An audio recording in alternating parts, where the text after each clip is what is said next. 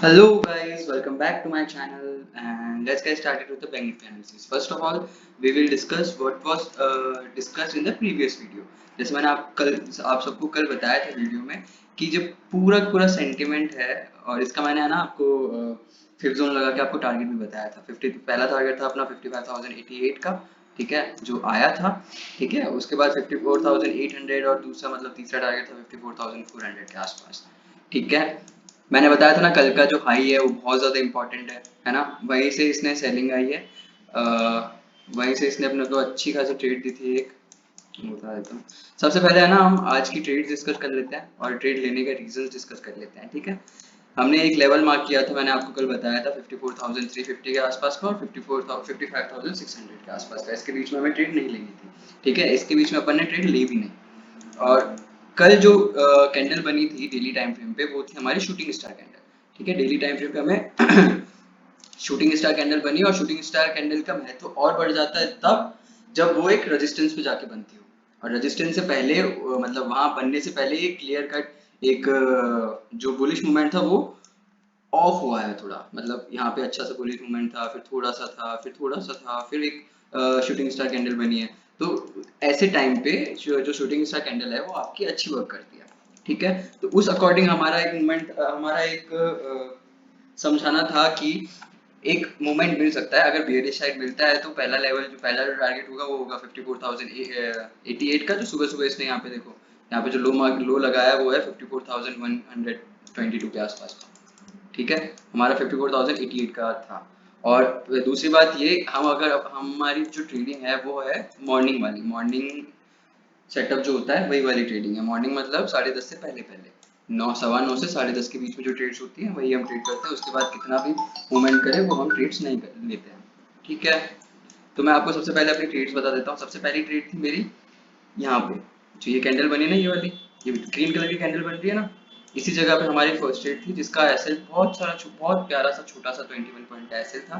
और हमने यहाँ पे, आप गैस करो कितने आए, हमने यहाँ पे पूरा पूरा मूव कैप्चर किया। जब ये डोजी कैंडल बनी ना तब हम निकले, तो हमने यहाँ पे कैप्चर करे हैं पूरे पूरे 91 पॉइंट्स, ठीक है। फिर उसके बाद हमने एक लॉट से ट्राई किया था, मतलब जैसे वापस इसने यहाँ पे पुल बैक दिया, ठीक है, ये लो ब्रेक किया था तो वापस ने यहाँ पे पुल बैक दिया, एक शूटिंग स्टार कैंडल बनी मस्त अच्छा सा छोटा सा ऐसे, और यहाँ पे हमने वापस 1500 पॉइंट बुक किए, ठीक है। ये दो ट्रेड थी। उसके बाद सेकंड हाफ में हमने छोटे मोटे एसएल लिए हैं। अच्छा खासा सेंसेक्स में बहुत ही ज्यादा बेहतर मूवमेंट आया है, बहुत ही ज्यादा बेहतर।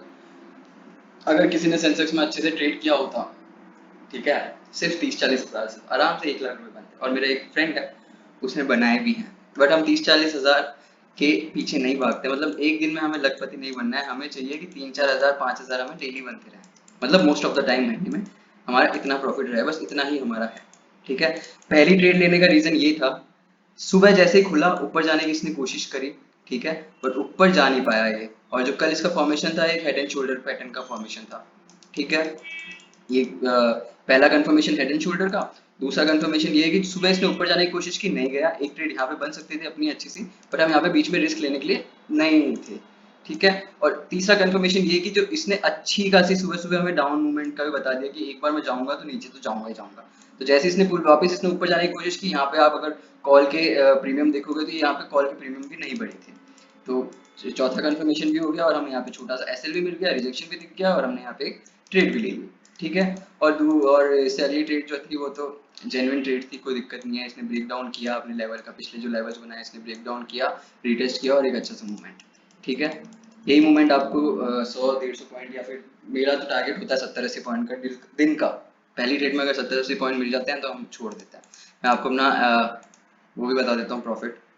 देखो आज का टोटल प्रॉफिट है 7,121 रुपए का।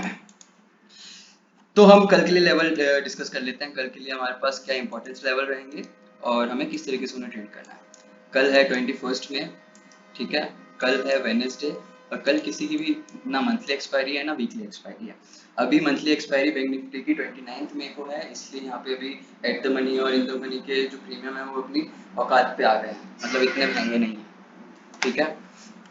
तो अगर हम देखेंगे यहाँ पे तो अभी भी जो मैंने कल एक कचरा जोन मार्क किया था इन दोनों के बीच में, उसी कचरा जोन में मार्केट है। बट इस कचरा जोन में हमारे लिए इंपॉर्टेंट लेवल्स क्या हो जाते हैं, इसका सपोर्ट मेजर और इसका रेजिस्टेंस। जब भी सपोर्ट और रेजिस्टेंस में, मेजर सपोर्ट रेजिस्टेंस पे आया है मार्केट तो अच्छा खासा मूवमेंट दिया है। और जब भी बीच में रहा है तो हमने इसे ट्रेंड कंटिन्यूएशन के आसपास जाना है। तो जैसे अभी ऊपर से ये नीचे आ रहा है, ठीक है, 2 सेकंड, ऊपर से नीचे आ रहा है तो हमारा पहला जो बायस रहेगा वो हमारा पुट साइड का बायस रहेगा। कब तक? 54,500 के आसपास, क्योंकि इसने 55,000 के नीचे क्लोजिंग दी है। तो एक बार ये वापस कोशिश करेगा नीचे आने की, और आज जो कॉल राइट्स हुई होंगी पुट की निफ्टी में, बाकी सारी इंडेक्सेस में, इसमें भी हुई होगी, तो एक बार ये कोशिश करेगा वापस नीचे आने की। तो 15 मिनट पे अपन लेवल्स डिसाइड कर लेते हैं, कल हम किस लेवल पे किस लेवल पे ट्रेड करने की कोशिश करेंगे। सबसे पहला लेवल तो ये रहेगा हमारा साइकोलॉजिकल लेवल, जो है 55,000 का, ठीक है।